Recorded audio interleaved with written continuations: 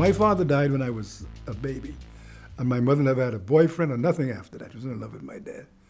And my dad was white, he was Italian, my mother was black. And she was a domestic servant. And she stayed single and uninvolved for the rest of her life. But she loved the movies, and she spoiled me, taking me to the movies all the time. I remember as a kid, I'm sitting like this behind a barrier in a theater in Trinidad with her at the movies. And that's how I got the bug. Her taking me to the movies all the time. And I thought this was all behind the screen. You see, there were people behind the screen carrying on. It didn't occur to me for quite a while that it was all on a film. And I think that's where the whole thing started. You say you want to be a movie star. I never said that.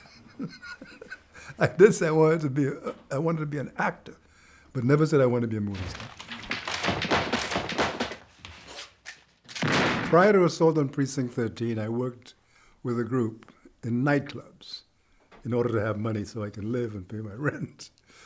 And I was a singer, and I played the drums, and I played the steel pan, and there were three of us.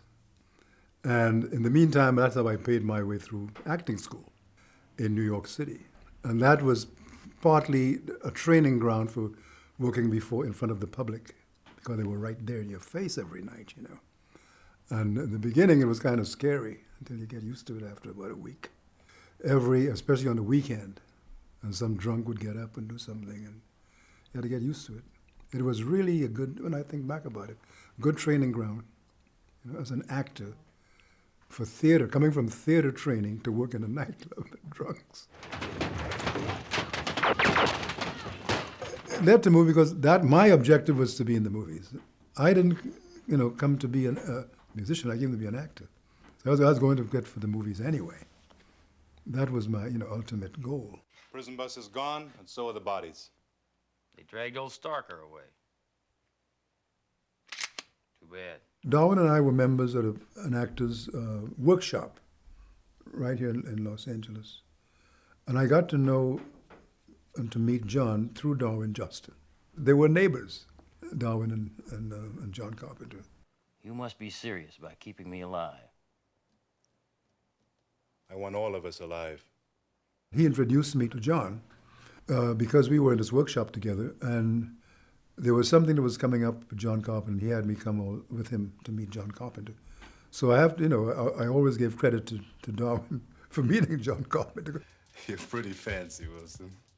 I got a call for an interview, and we went to a little cafe on Sunset Boulevard and had lunch, and he had a script. And it was called Siege, then the Anderson Alamo, and then Assault on Precinct 13. This is a siege. It's a goddamn siege. I thought it was very special because I hadn't read anything like that before. And I hadn't seen any movie like that where there was one cop, one police officer, whatever, in charge of a police station being attacked. I thought this is going to be fun to do.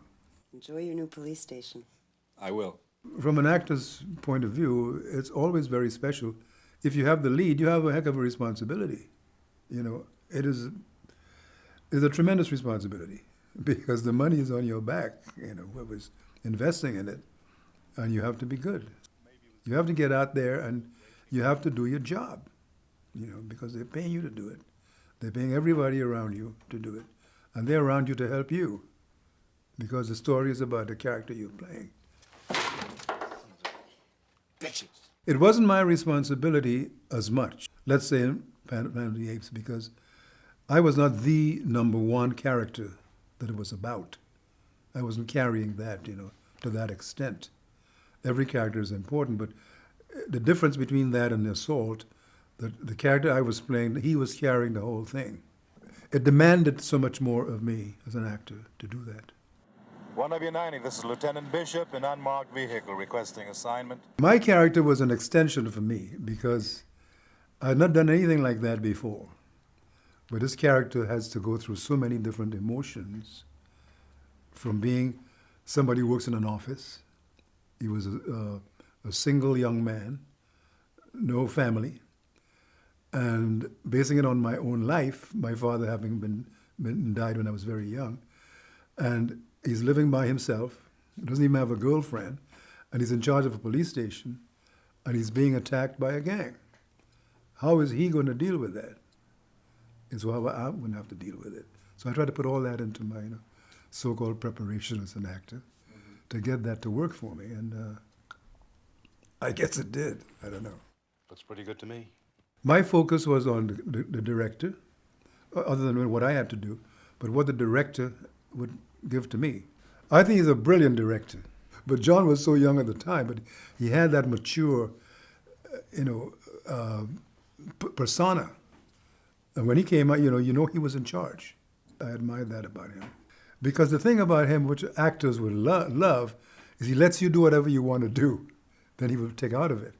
He said to me, I remember, he said, I don't know what the hell you're doing there, but I like it. Which was a strange thing to say, and I thought, oh my God, I'm being scolded. When he said, but I like it, I thought, okay, everything's cool. Shit!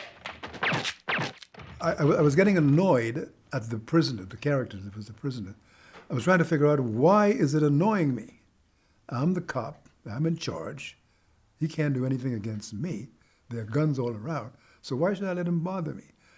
And then that's what I was reacting to. But it was the actor that was annoying me. I forget who it was. Stoker, lock the doors. Stay down away from the windows. It was fun. It was not grueling at all. You look forward every day to get up and go out there and do it. It was nothing annoying, nothing disappointing, about it whatsoever. And even all the people that we worked with, everybody, the extras, everybody, it was quite a bit of harmony in the whole thing, Anybody got a smoke? It was the thing with Laurie Zimmer, trying to light a cigarette and the thing wouldn't work. And trying to deal with that and make the not working work. Got a light? She wasn't a smoker, for one thing, and she had to do something that smokers do, and she couldn't do it. Because you become nervous is what is happening there. The actor is nervous because it's not working. And you're going like this, and you want to say, yeah, this is what I should have done. Should have slammed it down and cursed, and that would have worked. Hey, there isn't time. What did I think when I first saw the film? We all saw a screening of it when it was done, before it was released. I was very critical. I'm very critical of my work anyway. I was very critical. I was looking for things that I could have done better. I was satisfied with it, but I thought there were moments when I could have reacted bigger, I thought.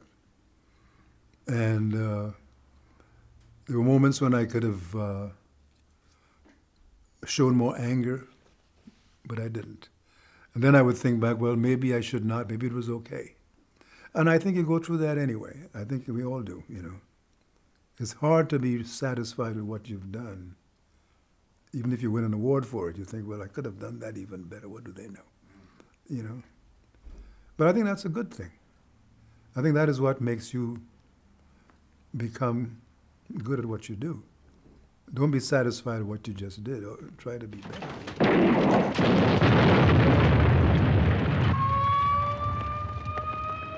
I think it was a bigger success abroad than it was in the United States. In England, it was very popular.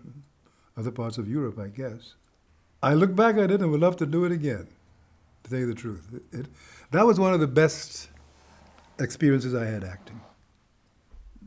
That was, I would say, was probably my favorite.